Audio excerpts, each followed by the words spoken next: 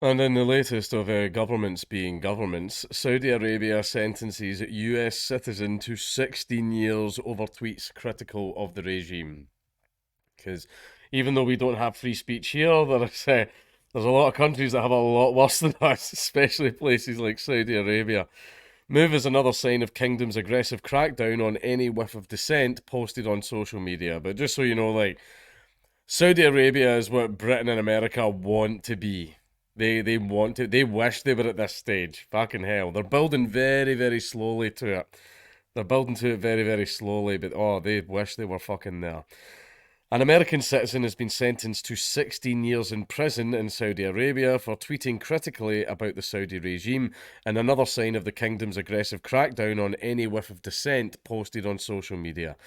Sad Ibrahim, sad, bet he is. 72, a dual US Saudi national, was arrested in November 2021 upon landing in Riyadh for what was supposed to be a 2 week stay in his native country for a work and personal trip. The case is now the second known incident of a Saudi who was living abroad being arrested upon their return for using social media. So, for example, see if you've ever said anything like critical of the Saudi regime, doesn't even matter if you're a citizen and you're planning on going there on holiday, don't. They'll be waiting for you. They'll be waiting for you like at the airport and they'll get you. Salma Al Shabab, a Saudi student living in the UK and attending Leeds University, was sentenced to 34 years in prison for having a Twitter account and following and retweeting dissidents and activists. So not even saying anything, just following and retweeting. She was arrested and convicted after returning home for a holiday. In Al Mahdi's case, prosecutors focused on 14 tweets that the American published over a 7 year period, and that's, by the way, that's the whole period they watch for. Like, they have teams and teams of people. They have their own NSA monitoring that shit online, and as soon as you come into the country, your name flags up, and then they grab you. While he was living in Florida, including posts that referenced Jamal Khashoggi, that was the journalist that the Saudi government like chopped up, and then they turned around and went, "Oh, that was just a rogue agent that did that." Okay, a rogue agent might, fire upon a target that he wasn't supposed to fire upon, or maybe do a few like surveillance things without a warrant or some of that or something like that. A rogue agent doesn't, and then a bunch of other agents joining him don't like chop a journalist up into little tiny bits and then stuff him into bin bags in a consulate in a foreign country, right? For example, that basically what the Jamal Khashoggi case shows that. Oh, that's just a done thing. Like, no agent would overstep the mark that fucking much. Like, chopping up journalists and putting them into bin bags, that's a done thing. That proves to me that that's a done thing. That agent thought that that was an okay thing to do. I might get in a little bit of trouble. No, it's like, that agent, oh yeah, that's what we do. We do this. Yeah, we do it all the time.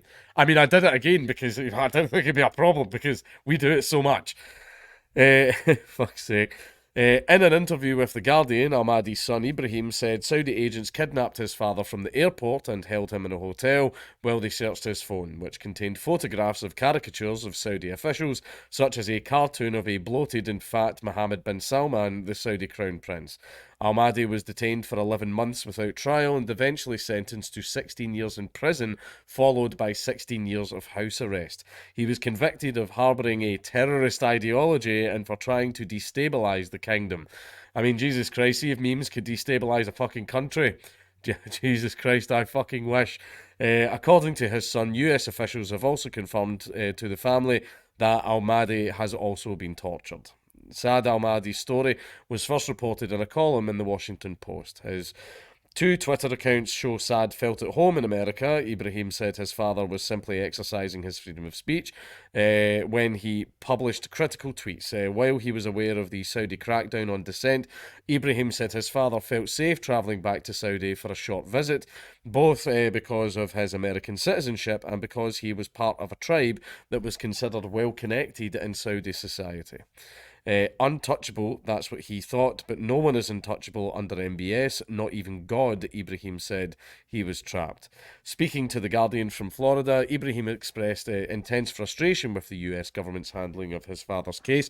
When it comes to Saudi Arabia, the United States are bitched. Completely bitched. They won't do a thing about it. After months of maintaining his silence, he claims at the US government's behest, he accused the US of poorly managing the crisis. The US government has also not designated Al-Mahdi's case as involving an American being wrongfully detained, a designation that would give the case a higher priority within the US bureaucracy. They are waiting for my father to die in prison until they recognise him, then build a statue for him, he said. Like the case of Salma al Shabaab, Ibrahim said he believed his father, who had less than 2,000 followers on Twitter, was outed by an individual who snitched on his politically sensitive tweets using an app called Kelowna Am or something, or We Are All Security. The app can be downloaded on Apple and Android phones. The companies have previously not responded to questions about their hosting of the app and its apparent use in violations of free expression. Basically, it's the Fingermen app. One thing that the governments love is fingermen. Snitch on your neighbours. Citing the high poverty rate in Saudi, Ibrahim Al-Mahdi says people do snitching as a side hustle to collect money on the side. That's what the government has made. That's what the government has made its people do. The State Department did not immediately return a request for comment. Now, see that thing, the snitching? That's something that we had to do here. Oh, does your neighbour have more than like 4 people in the house? Is one of them not supposed to be there? Be a good citizen and call the fucking COVID hotline. Snitch on your fucking neighbours for the government. Imagine siding with the government over your fellow man. Over your countrymen. That's sad. It's pathetic even. But yeah, see how this like 16 years for some tweets. 16 years for some fucking tweets. Like this is like in Saudi, this is like part and parcel because they are a backwards third world shithole. Just a basically the Saudi royal family are that weak. Basically, I think they're in the final stages of weakness because basically any dissent, even some tweets, even some memes and caricatures making fun of them, they're handing out 16-year sentences. Yeah, that's some like the Folly Rome type shit. That's them. They I don't think they're going to be around for a lot longer. That's a sign of weakness. See that overreaction to any type of criticism. That's a massive display of weakness. I mean, if there was ever, if anybody didn't like them, of which there are a lot, if there was ever a time to strike, I believe it would be now. You know, so one of the worst things you can do is let the wolves know you're injured. That's that's what this suggests to me. But yes, obviously, I mean, I fucking feel like a broken record whenever I say this. This man has a natural, God-given, fucking coming from man's reason, rights, whatever the fuck you want to call it, right to voice his opinions, especially when it comes to a backwards, fucking horrific government. I mean, by giving the man 16 years, you proved his point. You proved his point. I bet everything that he said now is correct.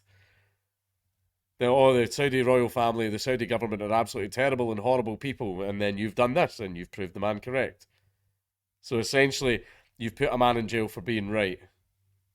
You are awful and you are terrible and you're weak. You're very, very weak. See, when you governments that throw people in jail for criticizing them are weak governments, right? I take that as a telltale sign.